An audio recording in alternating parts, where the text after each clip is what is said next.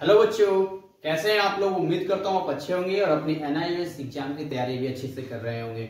बहुत मेहनत लगता है यार इन सबको बनाने में। कैसे शॉर्ट में वीडियो बना सकता हूँ मैं। कई लोग आता है सर शॉर्ट में वीडियो बनाइए। यार कितना शॉर्ट में बनाऊं यार, डिटेल नहीं दूंगा तो क्या जानकारी दूंगा। वीडियो मेरे पार्ट बाई पार्ट बन जाते हैं, बहुत टाइम लगता है। देखो रात के अभी कितना टाइम हो रहा है, रात के 10:15 बज रहे हैं। तो ये समझ लो कि पार्ट टाइम एक्स्ट्रा टाइम निकाल के मुझे वीडियो बनाना पड़ता है। तो अभी तक चैनल को सब्सक्राइब नहीं किया तो कहने वाली बात नहीं, अभी तक सब्सक्राइब नहीं किया तो जल्दी सब्सक्राइब करो और जल्दी जल्दी लोगों को शेयर करो अपने दोस्तों को, ताकि फटाफट इस सब्सक्राइबर्स की संख्या बढ़े। ठीक है, तो हम आगे अब बात करते हैं इलेक्ट्रोमैग्नेटिक रेडिएशन की बात करते हैं। तो इलेक्ट्रोमैग्नेटिक रेडिएशन की बात करते हैं, एक तरह की एनर्जी होता है। ये क्या होता है? ये एनर्जी होता है। तो क्या नाम है? इलेक्ट्रोमैग्नेटिक। मतलब इसमें इलेक्ट्रिक फील्ड भी होता है और मैग्नेटिक फील्ड भी होता है। दोनों फील्ड में ये कंबाइंड रूप से काम करता है, इसलिए हम क्या बोलते हैं इसको? इलेक्ट्रोमैग्नेटिक रेडिएशन के नाम से बोलते हैं। तो देखो ये क्या होते हैं, एक दूसरे के परपेंडिकुलर होते हैं। जैसे अगर एक ऐसे जाएगा ना, अगर एक ऐसे जाएगा तो दूसरा ऐसे जाएगा। समझो ध्यान से। देखो एक अगर इस प्लेन में जाएगा, एक अगर इस प्लेन में जाएगा ऐसे, तो दूसरा इस प्लेन में जाएगा ऐसे। तो हुआ कि नहीं हुआ? ये प्लेन ऐसे और ये प्लेन ऐसे, तब परपेंडिकुलर हो गया। तो अगर इलेक्ट्रिक फील्ड इस तरह जा रहा है तो इसका मैग्नेटिक फील्ड कैसा जाएगा? इस पॉइंट से इस पॉइंट। तो ये जाएगा ऐसे, फिर यहां से ये आएगा, फिर यहां से क्रॉस करके फिर यहां आएगा, कुछ इस तरह से जाएगा ये। तो इस तरह से ये जाता है। मतलब डायग्राम आपको टेढ़ा मेढ़ा लग रहा होगा, बट ऐसे ही होता है। ये एक ऐसे और इस तरह से आता है। तो अब आगे बात करते हैं एक्चुअली में अगर इसका डायग्राम हम बनाते हैं तो डायग्राम इसका अगर हम डायग्राम बनाते हैं, कुछ कैरेक्टरिस्टिक्स पढ़ते हैं, कुछ पॉइंट्स होते हैं कि क्या क्या कैरेक्टरिस्टिक्स सबसे पूछा भी जाता है। तो देखो मैं इसको बनाता हूं। तो इस तरह से अगर हम वेव का अगर डायग्राम इस तरह से हम बनाते हैं, इस तरह से अगर हम बनाते हैं तो ध्यान से देखो, इसको ऊपर वाले को क्रेस्ट बोलते हैं और नीचे वाले को ट्रफ बोलते हैं। ठीक है, तो ये पॉइंट हो गया। जो मैक्सिमम हाइट होती है ये वाली, यानी क्रस्ट और ये वाले लाइन के बीच में, ये जो इसी को हम लोग एम्पलीट्यूड बोलते हैं, जिसमें वेव ऑसिलेट कर सके, जो मैक्सिमम डिस्टेंस होता है। तो ये हो गया एम्पलीट्यूड, इसे ए से डिनोट करते हैं। वेवलेंथ क्या होता है? वेवलेंथ लैम्बडा से डिनोट करते हैं। लैम्बडा ऐसे लिखते हैं, लैम्बडा ऐसे करके और ऐसे कर देते हैं, लैम्बडा से डिनोट करते हैं। तो ये क्या होता है? टू कॉन्जिक्यूटिव क्रेस्ट के बीच का डिस्टेंस है ये, यानी कि दो क्रेस्ट के बीच का डिस्टेंस ले लो, यहां से यहां, ये लैम्बडा हो गया। ये टू कॉन्जिक्यूटिव ट्रफ के बीच का डिस्टेंस ले लो, ये लैम्बडा हो गया आपका। इसको लैम्बडा से डिनोट करते हैं हम लोग, लैम्बडा बोलते हैं। फ्रीक्वेंसी क्या होता है? एक सेकेंड में, पर second, number of wave oscillate in 1 second या पर सेकेंड, एक सेकेंड में कितना ये वेव ऑसिलेट। फ्रीक्वेंसी का मतलब क्या होता है बताता हूं आपको। पंखा गोल गोल घूमता है, तो पंखा जब गोल घूमता है, पंखे की स्पीड हम बढ़ाते हैं तो एक्चुअली हम उसकी फ्रीक्वेंसी बढ़ाते हैं। क्यों फ्रीक्वेंसी इसकी बढ़ाते हैं? क्योंकि पंखा अगर यहां पर है तो ऐसे करके जब यहां से यहां आ रहा है तो उसका एक मूवमेंट कंप्लीट हो रहा है। तो अगर वो जल्दी जल्दी मूव करेगा तो हम फ्रीक्वेंसी निकालने के लिए देखा जाता है कि अगर वो 10 सेकंड में 100 बार मूव कर रहा है तो 1 सेकंड में 10 बार मूव करेगा, यानी इसकी फ्रीक्वेंसी 10 हो गई। इसीलिए इसकी जो इसका फ्रीक्वेंसी होता है, इसको हम न्यू से दिखाते हैं, न्यू से दिखाते हैं। ऐसे करके इसको ऐसे कर देते हैं। और इसका जो SI यूनिट होता है वो क्या होता है? पर सेकंड होता है, क्योंकि न्यू इज इक्वल टू लिख सकते हैं 1/t, ये फॉर्मूला बन जाता है। लिख देता हूं, new is equal to 1/t। इसलिए इसका SI यूनिट क्या हो जाता है? पर सेकंड, या हर्ट्ज में इसका यूनिट होता है, हर्ट्ज में। वेव नंबर क्या होता है? जो रेसिप्रोकल होता है किसका? लैम्बडा का। वेवलेंथ का जो रेसिप्रोकल होता है वो वेव नंबर कहलाता है। वेलोसिटी क्या होता है? तो वैक्यूम में वेलोसिटी जो होता है वो कितना होता है? 3 × 10⁸ मीटर पर सेकेंड। इसको हम लोग C से डिनोट करते हैं। और इसका जो रिलेशन बनता है वो रिलेशन क्या बनता है? यहाँ पे, यहाँ कहाँ गया भाई आपका बुक का सिलेबस का? ये new is equal to C/λ। कहा? यहाँ लिख देता हूं मैं, new is equal to C/λ। ये रिलेशन बनता है इसका, new is equal to C/λ, ये रिलेशन बनता है। तो आप इस रिलेशन को और बढ़िया कर सकते हो। यहां से अगर मान लो मुझे C लेना हो तो C इक्वल टू क्या हो जाएगा, न्यू इंटू लेमडा हो जाएगा। तो इससे आप कैलकुलेशन कर सकते हो। इसके बाद आपका फोटोन या क्वांटम। हाँ, फोटोन को समझना बहुत जरूरी है। फोटोन होता क्या है, देखो आपने देखा होगा, बहुत मैंने बताया कि एनर्जी गिर रही है, इलेक्ट्रॉन एनर्जी लेता है। तो एक्चुअली में जो एनर्जी रिलीज होता है, ये एनर्जी जो इलेक्ट्रॉन एब्जॉर्ब करता है वो एक बंडल के रूप में होता है। Bundle, form of bundle. जैसे कैसे समझाऊं इसे, चलो एक एग्जांपल लेते हैं। आपने गुब्बारे भरे होंगे होली के दिनों में, गुब्बारों में आप अपना कलरफुल वाटर में कलरफुल रंग भर के और कैसे करते हैं, नीचे जा रहे हैं ढब मार देते हैं, ढब मार देते हैं। तो इसी तरीके से ये होता है, ये एनर्जी गिर रहा होता है, एनर्जी गिर रहा होता है। एनर्जी बंडल के रूप में गिरता है। किस रूप में गिरता है, बंडल। जैसे मान लो ना, ये अभी बाढ़ आया कहीं तो वो हेलीकॉप्टर से खाना गिराया गया, तो बंडल के रूप में गिराया गया। वैसे एनर्जी बंडल के रूप में होता है, और एक बंडल में एनर्जी की अमाउंट ऑफ एनर्जी होता है। उसी बंडल को हम लोग, एक बंडल को हम लोग फोटोन कहते हैं या क्वांटम के नाम से जानते हैं। ठीक है, इसका फॉर्मूला क्या होता है, E equal to h nu होता है। H प्लैंक्स कांस्टेंट हो गया, न्यू फ्रीक्वेंसी हो गया। तो इस तरीके से इसका फॉर्मूला हम निकालते हैं। इतनी जानकारी मैंने आपको दिया है। अब आगे मैं आपको इसके बेसिस पे बहुत सारे न्यूमेरिकल पूछे जाते हैं, बहुत सारे क्वेश्चंस होते हैं, जिसको आप सोल्व करोगे तो आपके लिए ज्यादा बढ़िया रहेगा। ठीक है, बाकी आगे मैं अभी आपको बताता हूं लाइन स्पेक्ट्रम के बारे में। इसको रफ कर लेते हैं जब तक।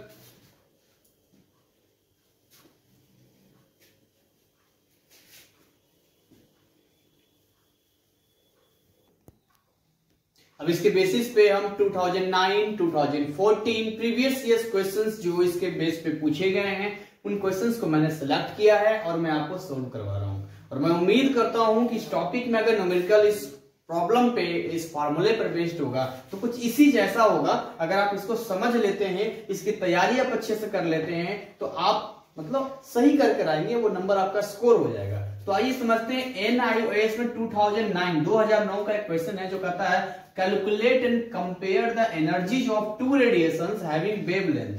एक λ1 दे रहा है 4000 एंगस्ट्रॉम और λ2 दे रहा है 8000 एंगस्ट्रॉम। मैंने आपको बताया था कैरेक्टरिस्टिक से पहले वेवलेंथ क्या होता है, लैम्डा डिनोट करते हैं। ठीक है, तो एंगस्ट्रॉम बहुत ही छोटा अमाउंट होता है। सबसे पहले आपको ये जानना पड़ेगा कि एक एंगस्ट्रॉम को जब मीटर में हम कन्वर्ट करते हैं तो उसके लिए क्या करना पड़ेगा। तो मैं साइड में लिख देता हूं, 1 एंगस्ट्रॉम इज इक्वल टू होता है 10⁻⁻10 मीटर। इस फंडे को आपको दिमाग में रखना है। एक एंगस्ट्रॉम बार बार आएगा, एंगस्ट्रॉम बार बार आएगा, एक angstrom is equal to 10⁻⁻10 metre. तो यहाँ पर देखो, मैं फिर से लिख देता हूँ, यहाँ जो λ1 दे रखा है वो दे रखा है 4000 एंगस्ट्रॉम। तो इसको अगर मीटर में कन्वर्ट करेंगे तो -10 मीटर हो जाएगा। और λ2 की अगर मैं बात करूं तो वो दे रहा है 8000 इंटू 10⁻⁻10 मीटर। ये मीटर में कन्वर्ट हो गया। जो बेसिक फॉर्मूला हमने सीखा था वो ये सीखा था कि E इज इक्वल टू था h न्यू, और न्यू इज इक्वल टू क्या था, C बाई लेमडा, यानी हो गया AC बाई लेमडा। ये फॉर्मूला हो गया। C की वैल्यू आप जानते हैं 3 इंटू 10⁸ मीटर पर सेकेंड होता है speed of light in vacuum. तो यहां से निकालते हैं, पहले हम लोग E1 निकालते हैं। E1 निकालेंगे तो क्या हो जाएगा, H प्लैंक्स कांस्टेंट होता है, जिसकी वैल्यू यहाँ पे दे रखा है आपका, कितना दे रखा है, 6.62 इंटू 10⁻34 जूल सेकेंड दे रहा है। अच्छा, कई एक क्वेश्चन ऐसा भी पूछा गया है कि आप बताइए राइट द एंड, मतलब इस तरह से आता है ना कि आपको शो करना होता है इसका यूनिट ऑफ प्लैंक्स कांस्टेंट, ये आपको शो करना होता है, दिखाना होता है। उसका भी एक आप प्रैक्टिस कर सकते हो। तो फिलहाल इस पे आते हैं। E1 इज इक्वल टू क्या हो जाएगा, AC बाई λ1। ये आ गया ना, इसको हम सोल्व कर लेते हैं। तो H की वैल्यू कितनी है, यहाँ सोल्व कर लेते हैं। H की वैल्यू यहाँ पर है आपका 6.62 इंटू 10⁻⁻34 जूल सेकेंड। और C कितना है, C है आपका 3 इंटू 10⁸ मीटर पर सेकेंड। ये आपका हो गया। और आपका λ1 ले लो, यहाँ एनर्जी 1 के लिए λ1 ले, λ1 कितना हो गया, 4000 इंटू 10⁻⁻10 मीटर। चलो इनको सोल्व कर लेते हैं। कहां पर क्या कट सकता है ये आपको देखना होगा। जैसे देखो, ये सेकेंड है और ये पर सेकेंड है, ये कट जाएगा। इसके अलावा आप क्या कट कर सकते हो, तो आप ध्यान से देखो। तो आप एक चीज, पहली बात, ऐसे केसेस में सबको क्लियर कर लिया करो। मतलब जो आपका न्यूमेरिकल बेस्ड प्रॉब्लम होते हैं इसको और इजी कर लिया करो। इजी कैसे होता है, देखो यहाँ 6.62 है, जिसको मैं 662 लिख देता हूँ, यानी कि नीचे में 100 कर दूंगा। नीचे कितना कर दूंगा, 100 कर दूंगा।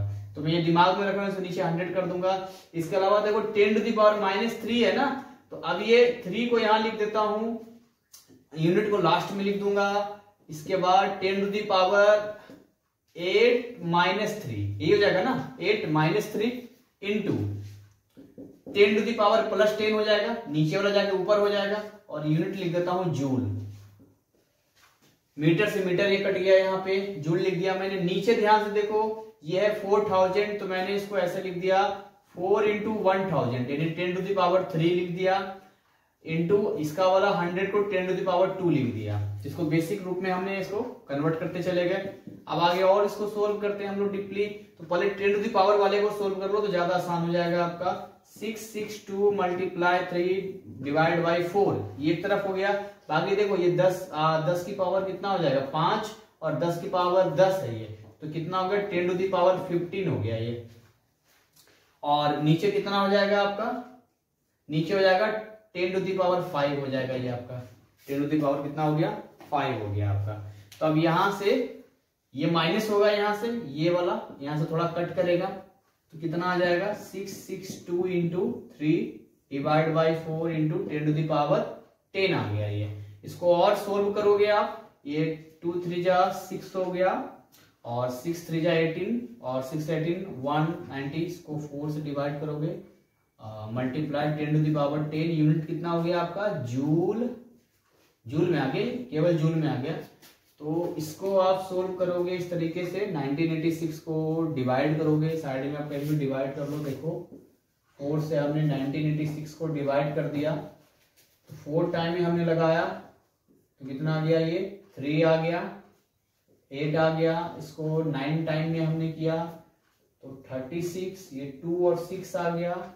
फिर 8 टाइम में हमने किया तो 24, फिर ये 2 आ गया, फिर हमने पॉइंट लगाया 0, फिर ये 5 आ गया, यानी कितना आ गया, ये आ गया 498.5 मल्टीप्लाई 10 टू द पावर 10। सही है क्या अपन का, कुछ गड़बड़ तो नहीं है, कहीं गड़बड़ तो नहीं हुआ है, एक बार ये चेक करना पड़ेगा कि 4.95 यानी 2 0 देंगे तो 12 ही जाएगा, कहीं गड़बड़ तो नहीं हुआ। नाने 34, वो गड़बड़ हो गया, अरे यार मिस्टेक हो गई। देखो थोड़ा सा मिस्टेक होता है तो कितनी गड़बड़ हो जाता है। यहाँ 34 है नहीं, ये प्लैंक्स कांस्टेंट, तो 34 के हिसाब से काम करना पड़ेगा फिर हमें। अभी देखो पूरा का पूरा ये हो गया। अभी काम करना है, इसको आप सोल्व करना, जो तरीका मैंने बताया इसको आप सोल्व करना।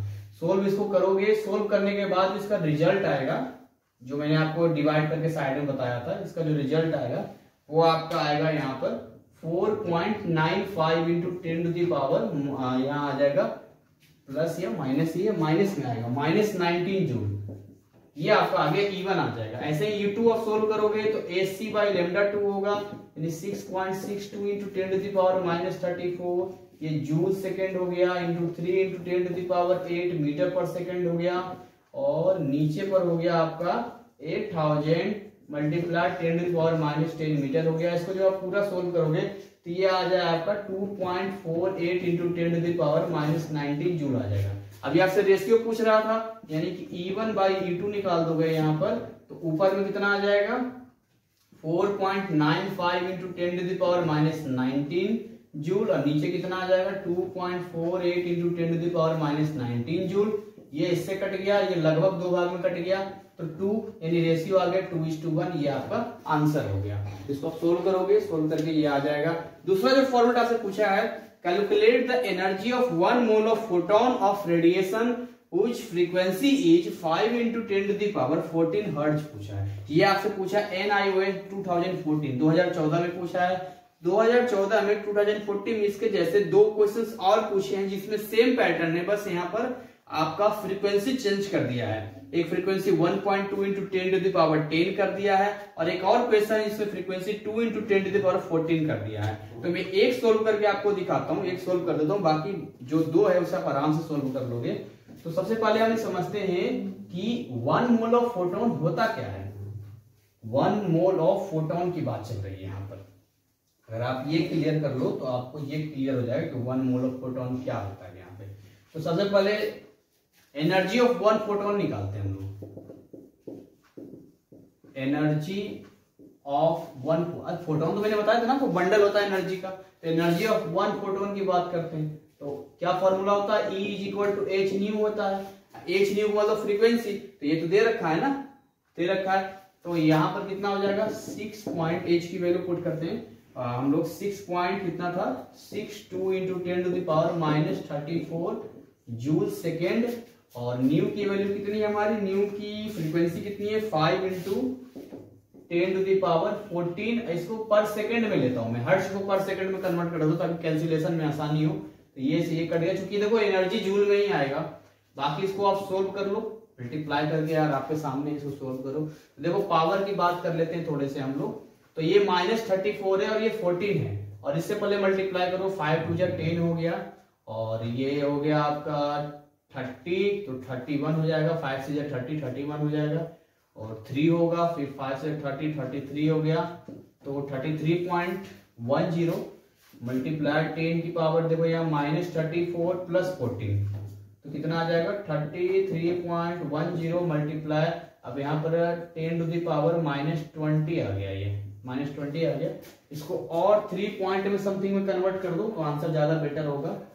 तो 3 पॉइंट में कन्वर्ट करोगे तो कितना आ जाएगा, ये 3 पॉइंट में कन्वर्ट करोगे तो ये 3.310, तो मल्टीप्लाई 10 से मल्टीप्लाई करना पड़ेगा आपको, और ये 10 टू द पावर -20 है आपका, तो -19 हो जाएगा। तो 3.3 लगभग मैं ले लेता हूँ 3.313 इंटू 10 टू द पावर -19, ये जूल आ गया आपका। तो ये एनर्जी आ गई आपकी जूल में आपकी।